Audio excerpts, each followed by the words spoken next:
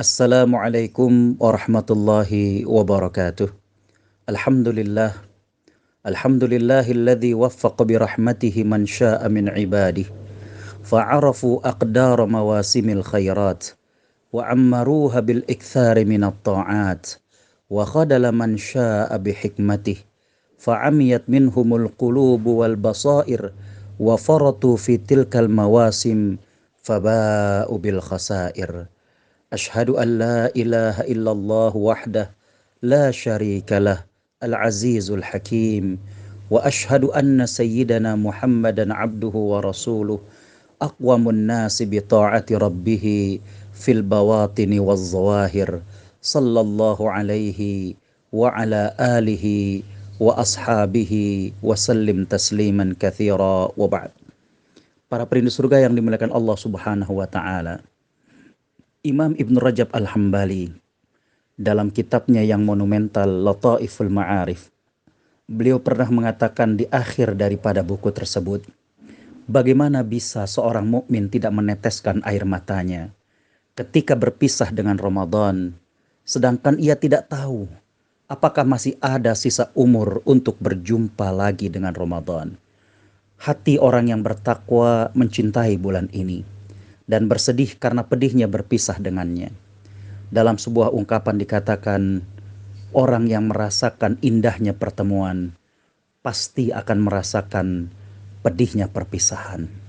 Duhai bulan Ramadan, mendekatlah, berderai air mata para pencintamu, pecah hati mereka karena perihnya berpisah denganmu. Para perindu surga Allah Subhanahu wa taala adalah salafus saleh. Ketika mereka usai melaksanakan ibadah di bulan suci Ramadan, maka yang mereka lakukan adalah bagaimana mereka berharap agar Allah Subhanahu wa taala menerima amal ibadah mereka. Mereka merasa bahwa diri mereka ini adalah orang-orang yang butuh amal mereka untuk diterima. Ini bukanlah bentuk suudzon kepada Allah Subhanahu wa taala.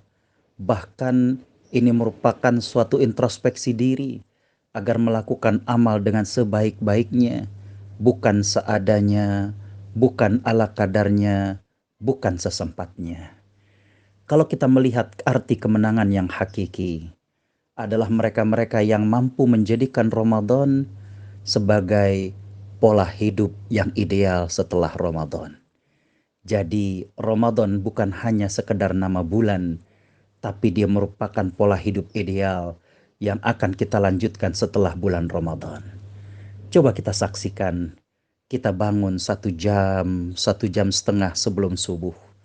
Bagaimana kita isi dengan ketaatan, bagaimana kita tidak pernah terputus sholat subuh secara tepat waktu bahkan berjamaah.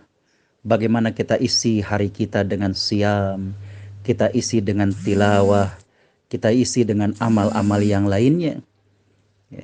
Begitu juga malam kita hidupkan dengan qiyamul lail. Kita sempurnakan dengan sedekah kita. Lantas kita silaturahim. Itulah arti kemenangan yang hakiki. Imam Ibn Rajab lagi-lagi mengatakan, wa thawabul hasanati al-hasanatu ba'daha.